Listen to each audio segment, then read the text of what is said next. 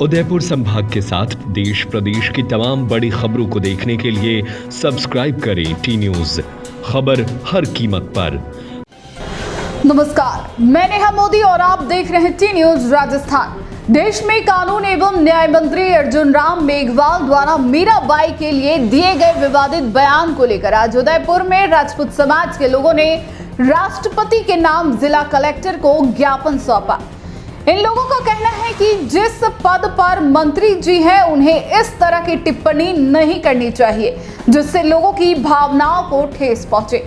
देश में ऐसे कई और भी विषय हैं जिन पर चर्चा होना ज्यादा जरूरी है, उन्हीं विषयों पर चर्चा की जाए। समाज के लोगों ने केंद्रीय मंत्री पर आरोप लगाते हुए कहा कि अर्जुन राम मेघवाल द्वारा भक्त शिरोमणि मीराबाई के ऊपर निंदनीय टिप्पणी के साथ उनके इतिहास संशोधन का बयान इस आधार पर दिया कि मीराबाई के देवर उनसे विवाह करने के लिए उन्हें प्रताड़ित किया करते थे और मीराबाई के पति की मृत्यु के इतिहास को भी तोड़ मरोड़ कर बताया, जो कि राजस्थान, मेवाड़ तथा चित्तौड़गढ़ की सभ्य संस्कृति को धूमिल करने का प्रयत्न था। राजस्थान में भक्ति की अलख जगाने वाली तथा देवी स्वरूप मां मीरा तथा इतिहास के स्वर्णिम पन्नों में दर्ज मेवाड़ के वीर वीरांगनाओं के परिवार का घोर अपमान करने वाले सांसद महोदय पर कानूनी कार्रवाई तथा देश के जिम्मेदार मंत्री पद से बर्खास्त करने एवं सांसद द्वारा सभी जनमानस से माफी मांगने की मांग की है। इस संबंध में एक सुनाना चाहता हूं। मीरा मेड़ता जन्मी, शादी चित्तौड़ की, और हम सब इतिहास में ऐसा पढ़ते हैं कि मीरा के पति ने उसको तंग किया। ऐसा नहीं है। मीरा का पति 1 साल जिंदा रहे, खानवा के युद्ध में उनकी डेथ हो गई। उसके बाद मीरा के पति की डेथ होने के बाद जो उनका देवर राणा बना, उसने जब मीरा को कहा मेरे से शादी करो, यहां झगड़ा शुरू होता है।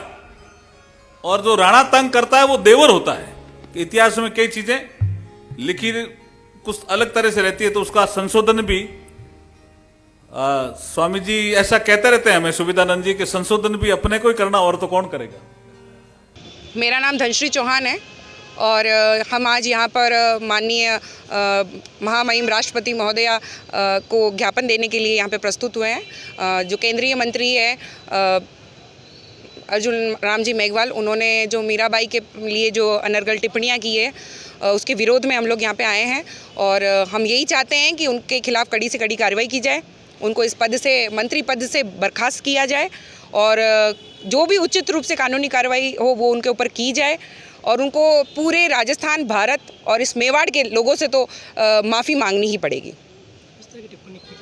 उन्होंने ये कहा था, पहला तो उन्होंने ये कहा था कि उनके पति उनको कि हमने हिस्ट्री में ये पढ़ा कि उनके पति उनको परेशान कर, कतई उनके पति ने उनको परेशान नहीं किया था, वो तो जानते थे कि वो कृष्ण भक्त हैं। और दूसरा उन्होंने कहा कि उनके देवर उनसे विवाह करना चाहते थे। बिल्कुल भी ऐसा नहीं था, उनके देवर उनसे विवाह नहीं करना चाहते, तात्कालिक परिस्थितियाँ ऐसी थी, उन्होंने उनको भक्ति करने से रोका था। कुछ प्रथाएँ ऐसी थी जो आज भी है, तो उसके लिए उनको रोका जरूर गया था। उनको कभी भी ये नहीं कहा कि विवाह करें। और इतनी संकीर्ण विचारधारा, हम ऐसी सभ्यता से आते हैं जहाँ देवर और भाभी का रिश्ता जो होता है वो एक माता और पुत्र के होता है, जैसे सीता और लक्ष्मण के बारे में हम जानते हैं, और वहाँ आप ऐसे भाषा का प्रयोग करते हैं, ये कतई मेवाड़ बर्दाश्त नहीं करेगा, राजस्थान नहीं बर्दाश्त करेगा। और मैं 2 पंक्तियाँ और कहना चाहूँगी कि जाने रे जो तो जाने रे भैया तंदूरारी तान रे, और मूर्ख कहीं जाने रे भैया राम जी को नाम रे।